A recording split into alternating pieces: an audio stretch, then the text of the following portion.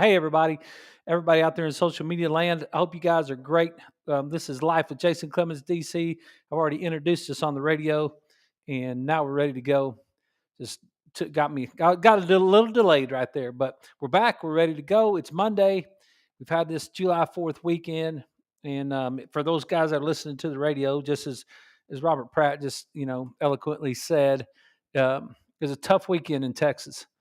And everybody's been kind of saying, how was your weekend? It started this morning from our workouts at 6, and when we started at 6, and it's the weekend was great. The weekend was fabulous.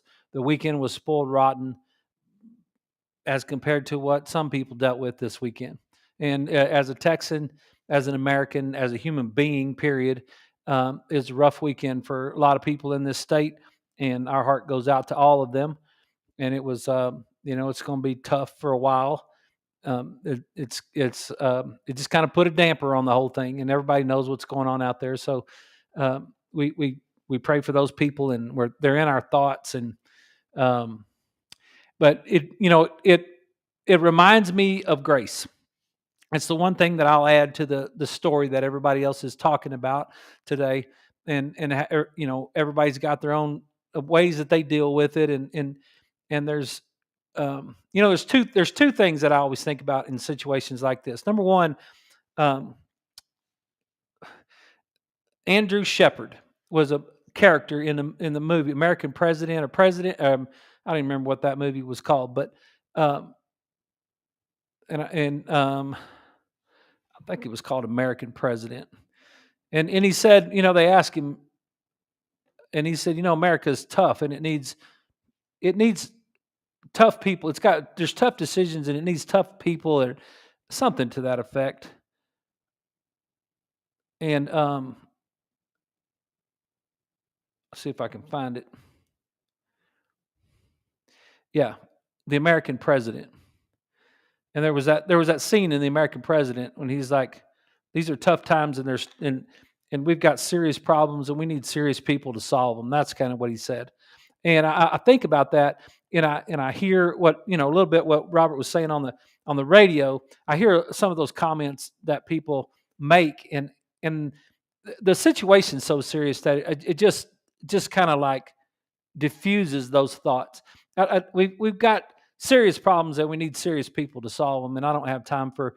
I don't even have time in my mind to even entertain the ridiculousness of some of the things that are going on out there, right?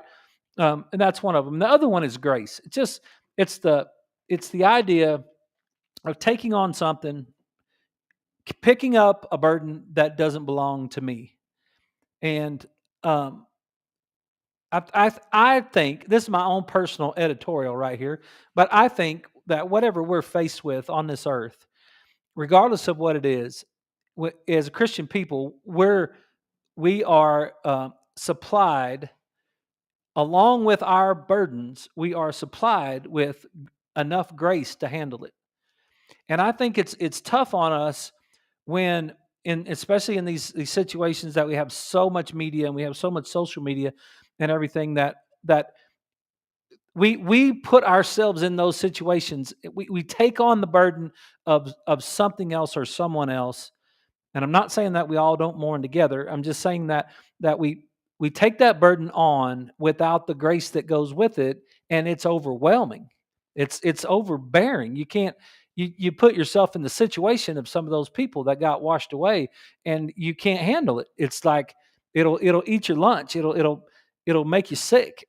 And so I looked up that scripture in Second Corinthians about grace, and um, about my grace is sufficient. And I don't even know exactly. This is Second Corinthians something. I cut it out, so I don't know exactly what it was. But um, Paul's talking, and so therefore, in order to keep me from being conceited, I was given a thorn in my flesh, a messenger of Satan to torment me. 3 times I pleaded with the Lord to take it away from me, but he said to me, "My grace is sufficient for you, for my power is made perfect in weakness." Therefore, I will boast all the more gladly about my weaknesses, so that Christ's power may rest on me. That is, that is why, for Christ's sake, I delight in weakness, in insults, in hardships, in persecutions, in difficulties. For when I am weak, then I am strong. And if you're dealing with today, if you're dealing with the heavy burden of what happened in our state, and you're doing it without the the grace that is sufficient that goes along with it, I would present for your consideration that you can mourn with those people and recognize the sadness and the sorrow that goes along with it. But just remember that you've got enough trouble of your own, and you're not. It's not your responsibility to pick up that cross. Is not your cross.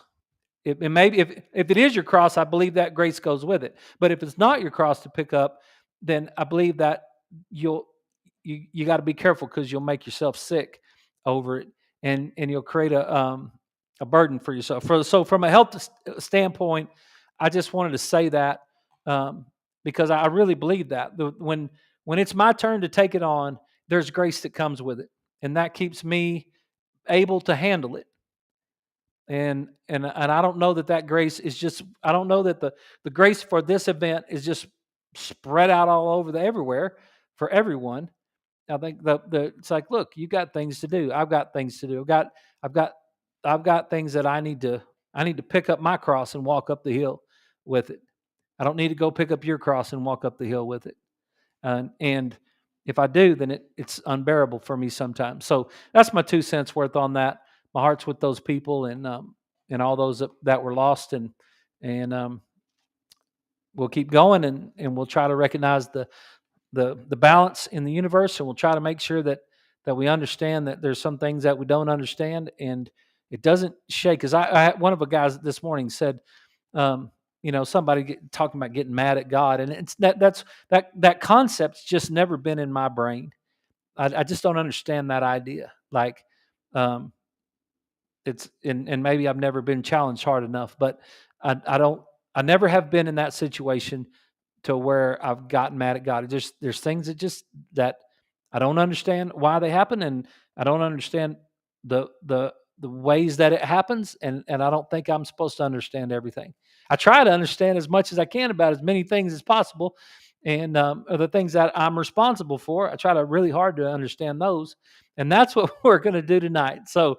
Um, usually we do Taking Health to Church on Mondays, but we missed church yesterday, and we were going to watch it on TV, and then we didn't get. They didn't have a TV broadcast yesterday, so we missed it, and so that was my one effort of church right there, and um, and so we're going to get into. We're just going to talk about health tonight.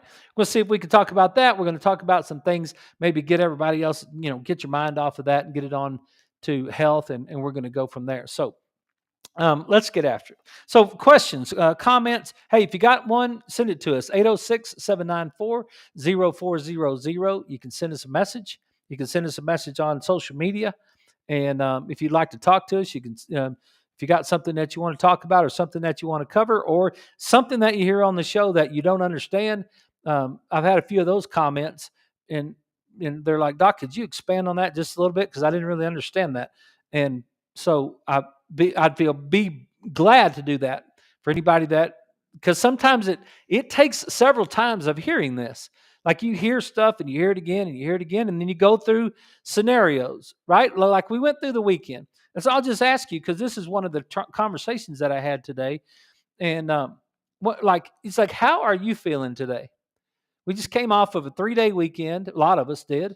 We had the holiday on Friday, and this is the time of year that we typically, we have cookouts, and we have a bunch of food, and there's a lot of sugar involved, and there's a lot of ice cream and cakes, and where it's staying up late, and it's traveling, and doing all the things that we do during this time of year. And I'll just ask you, how are you feeling? Because what I think is that it's really good to take these opportunities and analyze them through a health and wellness lens, right? It's like, oh, like I see what he's saying now because this weekend I ate a bowl of ice cream or something. Or I don't usually do that, but this weekend I did. Or maybe this weekend I ate too much watermelon. We actually had watermelon and cantaloupe at the house this weekend. That was my cheat day, was to eat some watermelon. And and and it's like, how do you feel? How do your joints feel today? Are your ankles swollen today? Did you have a hard time getting out of bed? Were you moaning a little bit because your body was sore, or is your neck a little bit tired, or whatever? Or did you get through this whole weekend feeling awesome? Like you moved your feet, you watched your food, you got enough sleep, and you just kept on going, and the rest was great, and you did good with it. If you're feeling a little off today, number one, I would present for your consideration, it's just normal. Okay? Don't go looking on an outlier. It's those moments that are outside the norm. It's a great illustration uh, to think about those. If you understand, deviations, standard deviations in statistics. We've talked about this before. That main area in the middle of a bell curve. What's it like? Something like 88% of um, 88% of us fall into that category most of the time. Whatever we're going to be tested on, it's like there's that bell curve. And then you start moving out and you get out to these different areas, these one standard deviations and these two standard deviations outside of the normal, right? And it's like these are not my normal times. So you get way out here and it's like, whoa, that's not it's not the normal. So I would present for consideration that decision making skills when you're in an outlying situation as it relates to your health, maybe not your life or your marriage or your kids or whatever, but it's like as it relates to your health, I would present for consideration that it's like, wait, just get back in your routine for a second. Like before you decide we're going to get rid of all of this, or we're going to change this, or we're going to do this, or whatever it is that we go through, because you're not feeling very good today and you've almost finished today, so you only got a few hours left. It's like you've made it this far.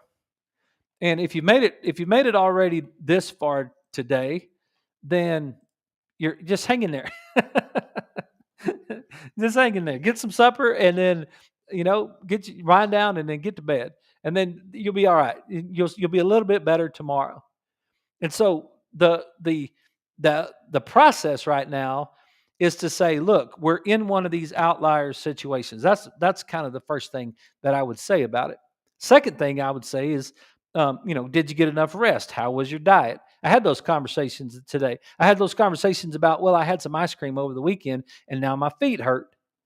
Or I drove 7 hours to some place and then I drove 7 hours back, and one of my ladies, her feet was swelling after doing that whole process. And it's like that's not the normal. And she said, I didn't drink the same water that I usually drink. I got off track a little bit, right? We get off track a little bit on these holidays. So another one was we had foot pain. Another one had neck and shoulders that were all upset today because they went on vacation. They went and they stayed in different hotels and Airbnbs or whatever they were in for several days, and they were off all week long last week. And so that whole time frame they were doing things outside the normal, and so they came back today and they were sore. And one of my ladies said, she said, you know what? I didn't have any stress all week. And I just decided, I went back to work today and I just decided I wasn't going to have any stress today either.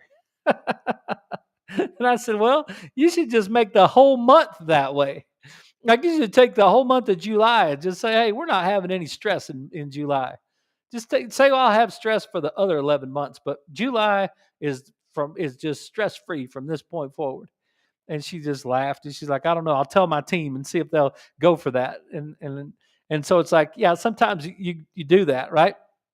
So um the the but her neck and shoulders were tired from all the things that she was doing.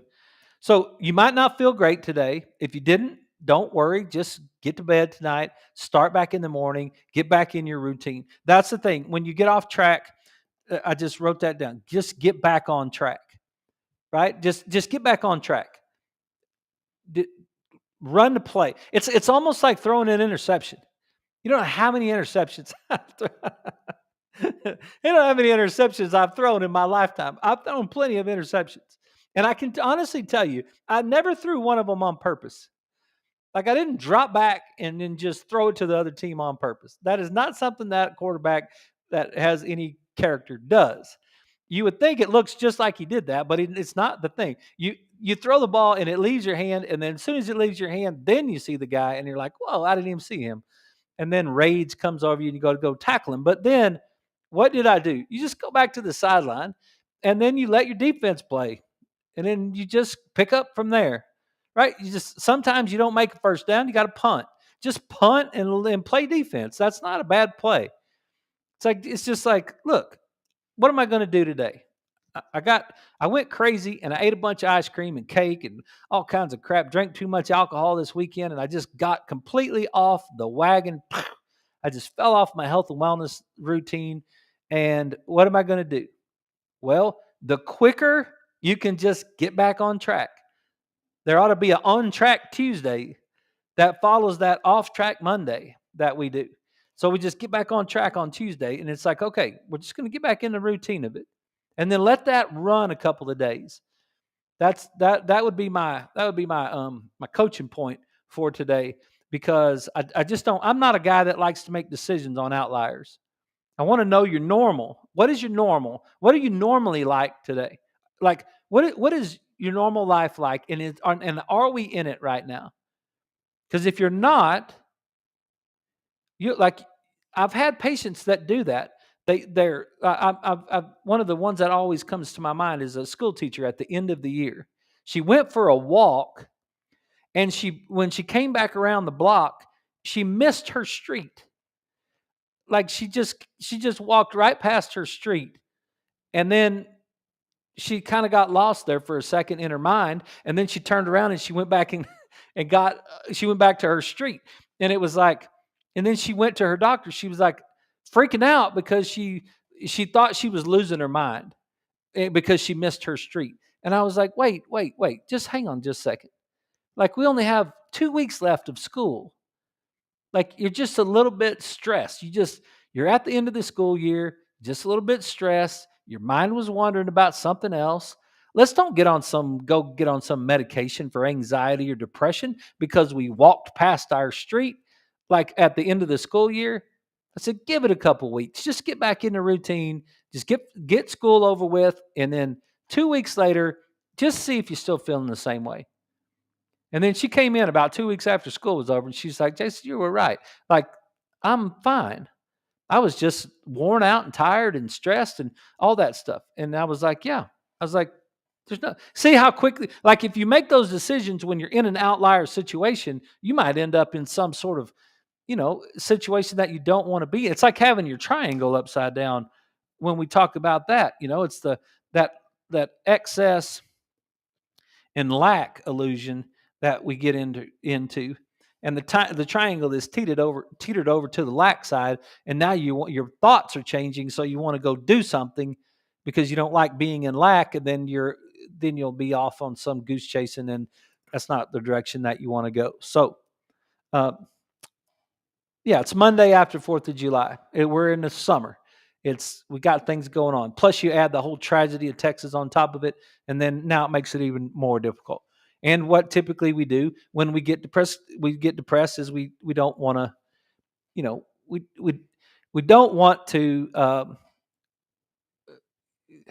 we don't want to do good things because we're missing. I mean, I know you guys think you might get tired of it. I don't know if you get tired of it or not. And I wasn't going to go there, but I might as well. It's like, look, what is happening, right? It's the unknown of things. and I know I go over this all the time, but the unknown of things, that's the up and to the right part of the brain, and it's the stop, it's the unknown. How could this happen? Oh my gosh, that was horrible. Think about being in those situations. What if you got washed away? What are they going to do? Whose fault was it? Why were those kids there? Why didn't someone do something about it? And it's just like all of these unknowns that go through our head. And what are those things to us? What do they do? And you know what else is is empathy. Empathy's over there on that right hemisphere. So now we're really ramping up that empathy on that side too. But we're getting into this unknown situation, and what we're doing is we're increasing our anxiety. We're going to get depressed, right? Every now our stomach's going to be upset. Like we're going to get sick, and everything in our core is going to start to shut down. So our stomach's going to be upset thinking about that. Then and we're going to and we're going to keep doing that. We're going to keep doing that. And then what are we missing? We're missing that left side right to left activity. So what happens now? Our dopamine goes down, and what do we want to do? We want to eat chocolate. Just give me a beer. Like, screw all this. Like, I don't, it's just let's have margaritas tonight. Like, I don't, let's like, oh, just want some bread or something. Right? That's what we say, and that's what we do, and that's what happens when we get trapped into that thing. And so one of the things you could do is kind of backtrack on the way we started the show is what's the definition of grace? And what does it mean? What if you went through the definitions of grace, and these first ones are talking about, like beauty and charm and all that sort of thing. But if you get down here to number 5 on the definitions of grace, and this is just off of DuckDuckGo or whatever, but if you get down here to the number 5 on the definitions of grace, what it says mercy or clemency, and then a favor rendered by one who need not do so. A favor rendered by one who need not do so. Temporary immunity or exemption, a reprieve. And then I said, well, what's reprieve mean? To prevent or suspend the punishment of. To prevent or suspend a punishment. To bring relief to. The knowing. Right? That's the grace. Like, look, I'm giving you the grace to handle your problem. That's the reprieve. It's to prevent, to prevent. Inhibit. I'm inhibiting your unknowing. I'm showing you I am the one that I said I am. There's the knowing part. There's the foundation. There's the rock. There's the rock right there, which gets us neurologically.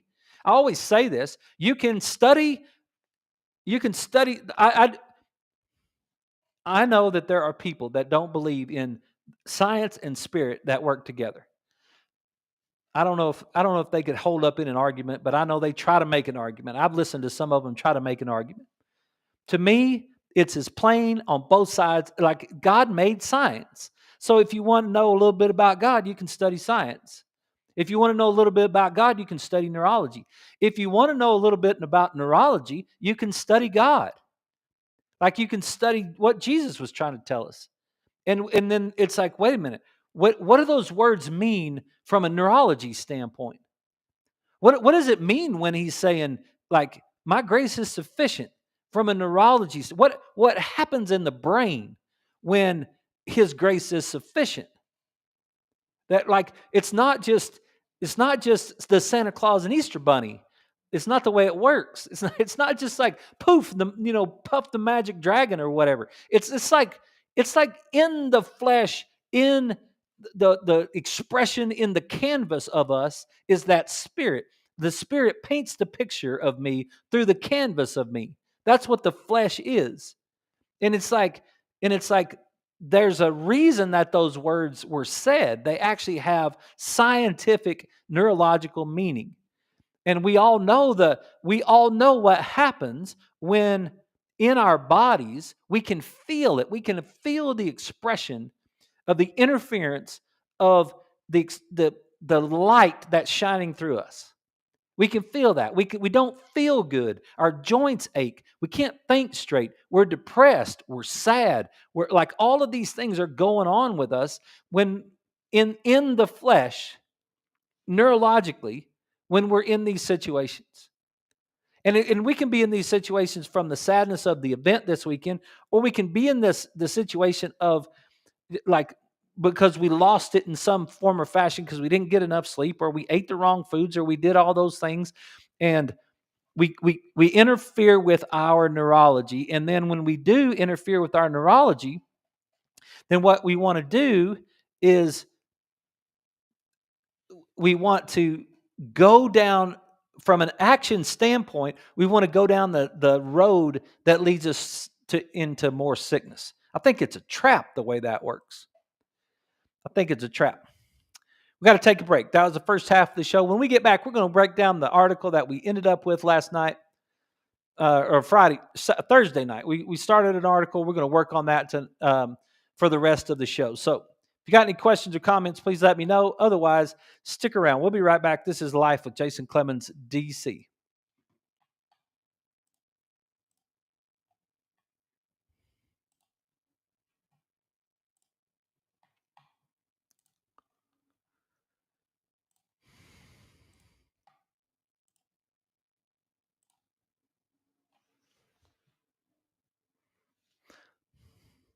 We'll give the radio a second to pay some bills and do some ads, and then we'll get back and we'll break down our article. You know, everybody has a take on things, and sometimes sometimes you enjoy listening to other people's takes, and sometimes you don't. And I hope that at least you can take um, the take I have on it and apply it to your health and make you healthier. That's the thing. Because what happens is you disrupt this whole process. You know, you disrupt this process, and then you end up wanting to eat some sort of refined carbohydrate. And then when you eat that refined carbohydrate, now you mess up your microbiome in your gut, and now we're off to the races in the microbiome. And it takes a while to get that microbiome cleaned up. So if you ever noticed how you eat clean, you eat clean, you eat clean, and then all of a sudden you have one bowl of ice cream and you gain 3 pounds? Like, it's just like it's like, dadgummit, how did that happen? And then it takes forever to get that 3 pounds off. Well, that's all about the microbiome. That's all about the gut bacteria that's going on. That's the way that works. Like, all of a sudden you were starving them out, and then you fed them again. And then when you fed them, it's like if you ever driven through West Texas, like if you drive from here to Post and then turn straight east from Post, and you go through Aspermont, like you're going to Graham, like through that area right there in that area of West Texas, man, those plants out there, if you give them an inch of rain, like you give them a half an inch of rain, they'll just explode with greenery. They have figured out a way to live with the minimal amount of water. And if you give them a little bit of water, it's just green as heck out there. It's amazing how those plants can live in that area with no water. But if they get a little bit, they just go. And that's what I think about from the gut microbiome standpoint. Man, you just give it a little bit of refined carbohydrates, and then now it's off.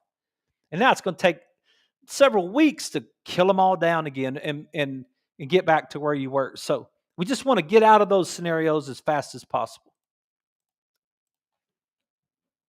Hey everybody, we're back. This is Life with Jason Clemens, DC, and we're going to get to some science. We're going to get to some articles tonight, get it back on track with what we're doing. We started an article last week on Thursday, and then Friday night I took the night off and hung out with the family, did all the fireworks stuff. July 4th is a big thing with me and Leslie because that's the first night. July 4th of 1987 was the first night that I told her I loved her.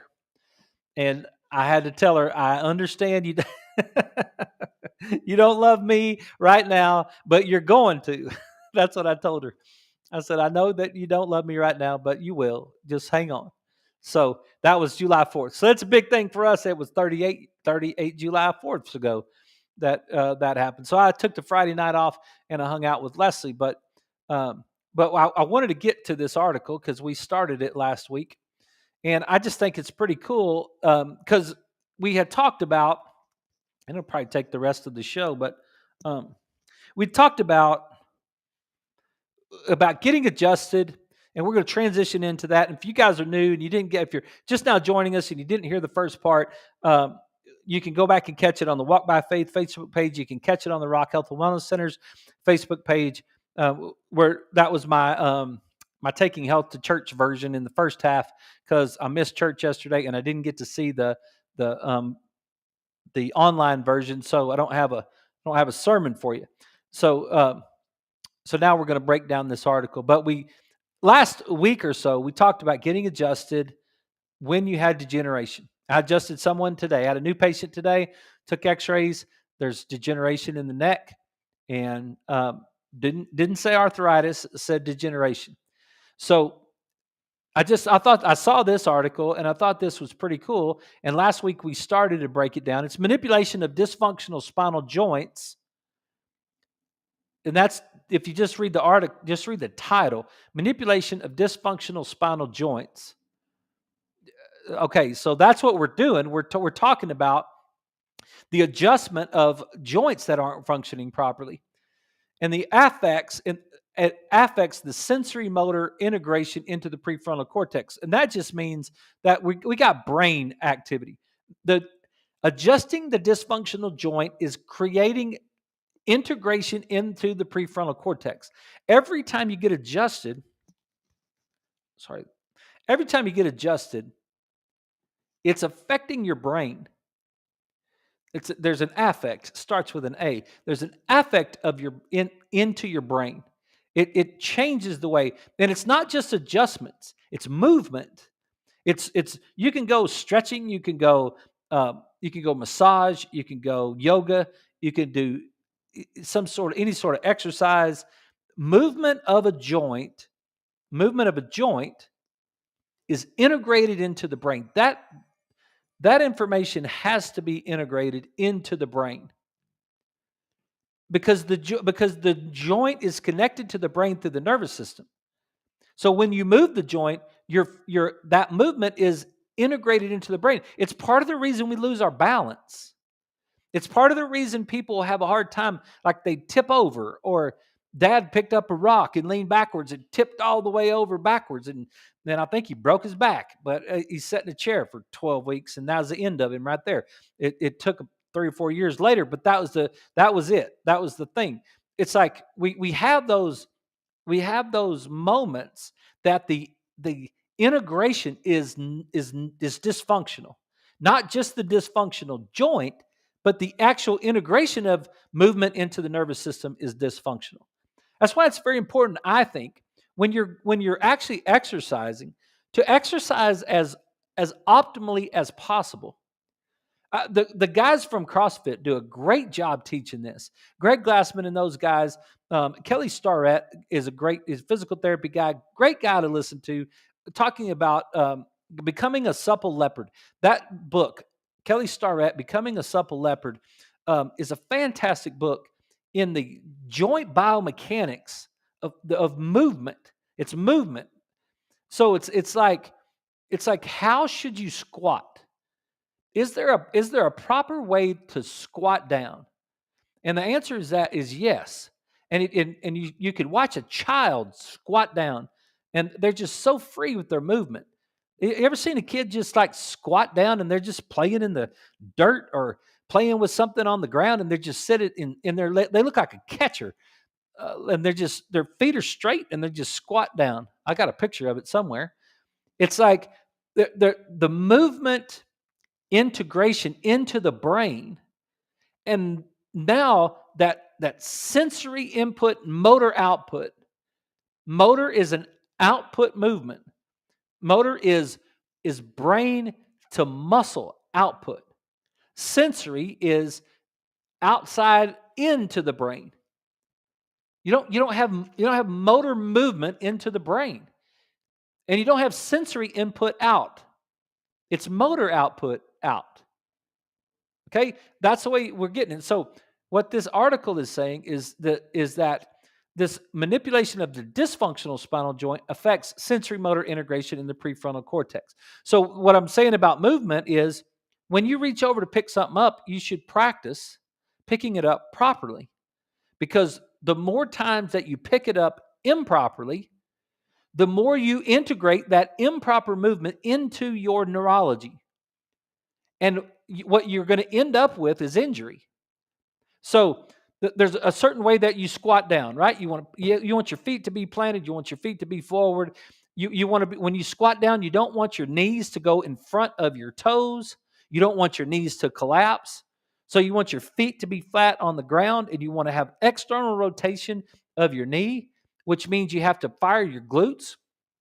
You want to have your abs tight, and you want to hinge at your hip joint, your knee joint, and your ankle. You want to go through those movements properly. There's a way to push weight over your head. There's a way to pull weight.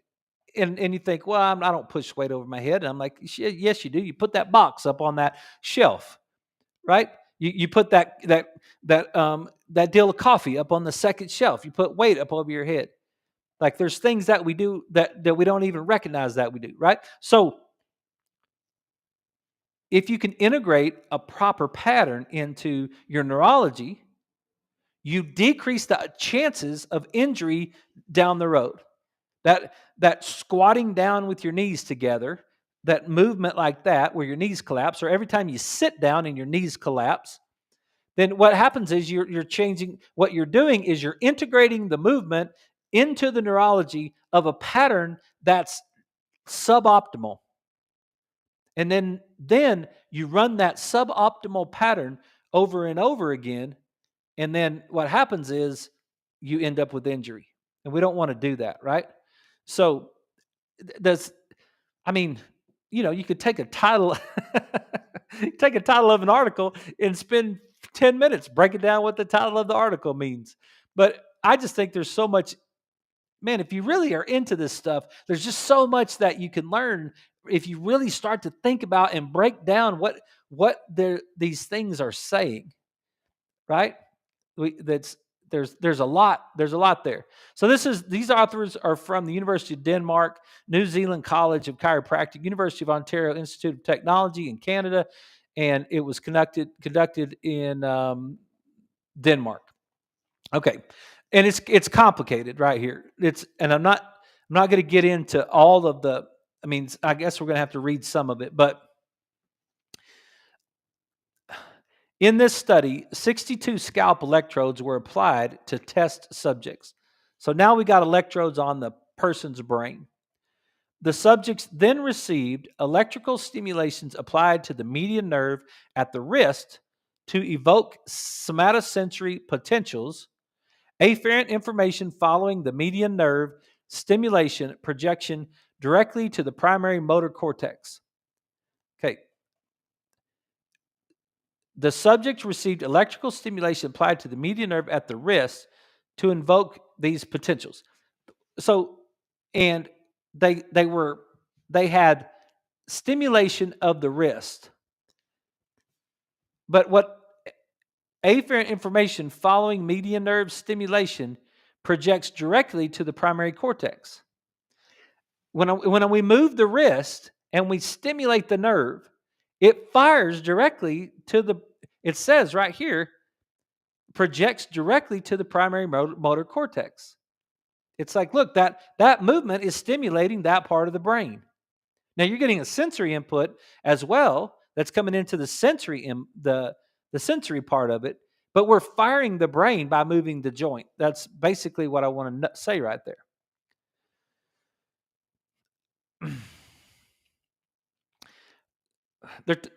The primary motor cortex is one of the known sources of the N30.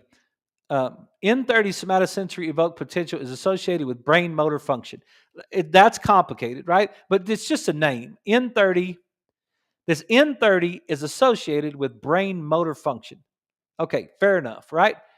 The N30 is generated by a network of activity in the motor, premotor, and prefrontal cortex and is marked of neuronal processing relevant to sensory motor integration. I know that's a lot of words and it's very confusing and it makes people want to turn off, right? The point of it is that movement, and they're trying to say this to us, is generated by network activity in the motor, premotor, and prefrontal cortex. The brain and the body is moving together. That's why when we are constantly talking about what is the best thing you can do for your brain, it's like number one is be social. Get out there and be social. Get amongst people. Talk to people. Get feedback from people. Be social. That was one of my first conversations today. Doc, can you do anything for me? I can't sleep. I said, well, is it because of pain? No, it's because of unhappiness. Okay. All right. What's the first thing you should do? Be social. What happens when you're not social? You want to drink too much wine. Like those two things go hand in hand. That is what I'm talking about. That's what this neurology is right here. It's we're not getting that enough pathway going, so we're stuck over here in the unknown, and we're losing this social interaction with each other. So we're stuck in the unknown, and then what happens? We're not getting the left side firing pattern. So what do we want to do? Just instead of beer, just hand me wine. I just soon have some wine. I don't need you know what I mean? It's like, and then here we go down the pathway. So it's like those things are related to one another by the way that the joint movement is tied in to the brain. The joint movement is tied into the brain. Be social is number one. Number two is walk. Get on your feet and move your feet. So I said to the person this morning, do you feel better when you're off working? Because this person goes out of town quite often and works. And they said yes. And I was like, okay. And they said, well, I think it's because I'm really tired at the end of the day. And I'm like, well, it could be that you're really tired at the end of the day, or it could be that when you're off working, you're social and you're on your feet. So the two things that help your brain get out of this unhappiness two of the things is to be social and get on your feet. So you go out and you have to work the weekend. And so what are you doing? You're having to interact with people, and that's being social. And number two, you're on your feet the whole weekend. So what happens? You get out of that right hemisphere of the brain into the left hemisphere of the brain where this rest and recover is. So now you rest. It's like, I'm not resting. Well, you're not in your left hemisphere. You're overactivating your right hemisphere. Like that, it's like you've either got anxiety or depression. And why are you going to sleep if your right hemisphere is firing? Because why would you sleep if there was a tiger fight going on? Right? It's like all this stuff. To me, it's fascinating. It's fun to read it. It's fun to look at it because it's like, look, movement is associated with brain motor function. Okay.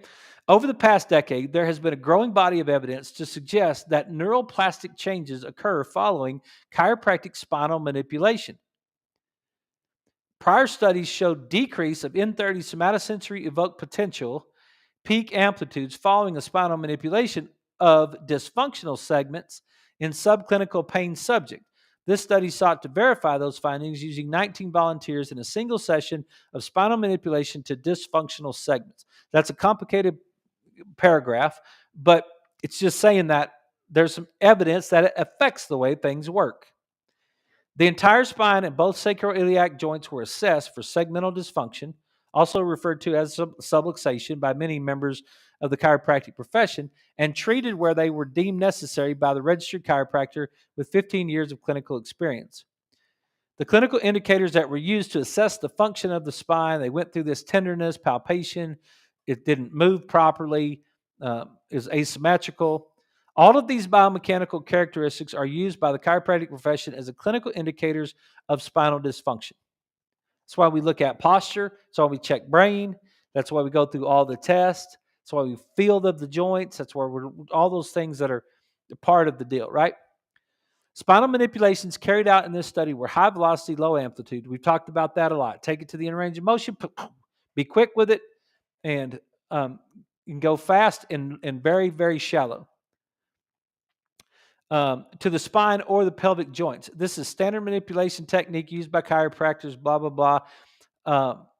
The mechanical properties of this type of central nervous system perturbation have been investigated, and although the actual force applied to the subject's spine depends on the therapist, the patient, and the spinal location of the manipulation, the general shape of the force time history of spinal manipulations is very consistent, and the duration of the thrust is always less than 200 milliseconds.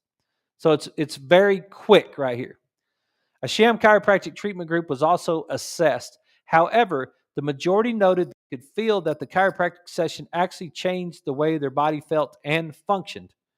So yeah, it's like it's really hard to give a sham adjustment because you touch the person. And when you touch the person, you activate the receptors in the skin, the fascia, the ligaments, the tendons, and maybe even in the joint movement, which fires into the brain. Even when you're trying to give a fake adjustment, it fires into the brain. And sometimes less is more. So you don't give the big thrust, and it's like the movement changes the input into the brain. Adjusting. Let me say something else that it keeps running through my mind as I'm talking about this article. There's no such thing as muscle memory. I think I said this the other day. I heard it again this weekend. Somebody said muscle memory kicked in. No, muscle memory didn't kick in. Neurology kicked in. Nervous system plasticity kicked in. It wasn't muscle memory. That is a statement that is honest and true to the people that make the statement. No question about it. They're probably coaches or something like that said it. There's no question about it that they're honest and true, and they're trying to say it doesn't really matter. It's just simply that we got it mixed up. And if you really can get to the fundamental truth of it, and you can understand that it's not muscle memory. Your muscles don't have memory. Your muscles don't fire unless they're told to fire. It's like something is telling that muscle to fire. It's the nervous system. When you punt a football, when you throw a fastball, when you hit a golf ball, and you say, "Well, I finally developed some muscle memory." It's like, no, you did not. You developed a neuroplastic pathway that created optimal movement in the body in the motion that you were trying to accomplish. That's what you did. That's what I was talking about. It's the integration. It's the integration and correction. You swing the golf club, right? You swing the golf club, and you don't like the way it goes. And you go to the driving range, and you get a bucket of balls, and you start hitting golf balls. And you hit them, and you get immediate feedback. Your nervous system gets immediate feedback. And then maybe you have a coach, and the coach corrects you on the movement. And so now the coach is correcting you on the movement, and then now you're getting immediate feedback. And at first it doesn't go very good, but you do it again. You practice it, and you do it again, and you practice it, and you do it again, and you practice it, and you do it 1,000 times, and you keep going, and you keep going, and you keep going. What are you doing? Movement is integrating into the nervous system, which now the nervous system is outputting the motor system to integrate the movement of desired outcome. It's the brain, it's the nervous system that's causing the muscles to move through the proper range of motion and the proper speed to hit the golf ball exactly like you want to hit the golf ball. And then what the coach will say, because they don't understand the neurology, the coach will say it's muscle memory. And it's like, no, it's not. It's neurology. It's just go ahead and I mean, I'm not being critical of the coach. I used to say it when I was a coach. I said it a lot of my life until I understood neurology. But it's like, do you get that? Like, does that make any sense? Like, it's like, why would it be important for me to understand that movement integrates into my nervous system? And why would it be important for me to understand that improper movement integrating into my nervous system makes it more apt, more likely that I will fire that improper movement again? And if I fire that improper movement, I'm going to get an abnormal outcome. I'm going to get a less than optimal outcome. And that's going to cause me to be frustrated hitting a golf ball. Right? But it might end up causing me injury as well. Okay, let's get on with this. Sorry. Adjusting dysfunctional spinal segments alters early sensory motor integration of input from the upper limb, as evidenced with decrease in N30 SEP complex amplitude. Adjusting dysfunctional segments alters early sensory motor integration in the upper limb. These authors were able to show, using dipole source location, that this change is sensory motor integration that occurs after the spinal manipulation predominantly happens in the prefrontal cortex. And the key point, I mean, there's so many points to this article, but one of the major points of this article is that we were able to show that the changes in sensory motor integration that occurs after spinal manipulation predominantly happens in the prefrontal cortex. Every single time you get adjusted, something happens in your brain. Every time. It's integrating into the brain. This suggests that, at least in part, the mechanisms by which spinal manipulation improves performance are due to a change in the function at the prefrontal cortex. Yes, that's what I'm saying. That's like, yes, it's like it changes the brain. The adjustment changes the brain. That's the point of the adjustment, is to put the input into the brain. And the prefrontal cortex plays a vital role in sensory motor integration and is responsible for a number of other functions. The prefrontal cortex is a key structure responsible for the performance of executive functions. Are you smarter? Are you more mature because you're getting adjusted? Or do you have a better prefrontal cortex activity because you're getting adjusted?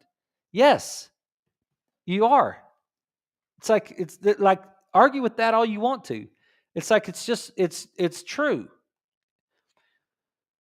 Executive function is the mechanism by which the brain integrates and coordinates the operations of multiple neural systems to solve problems and to achieve goals based on the ever-changing environment around us. I mean, that's like a massive, it's a massive paragraph right there.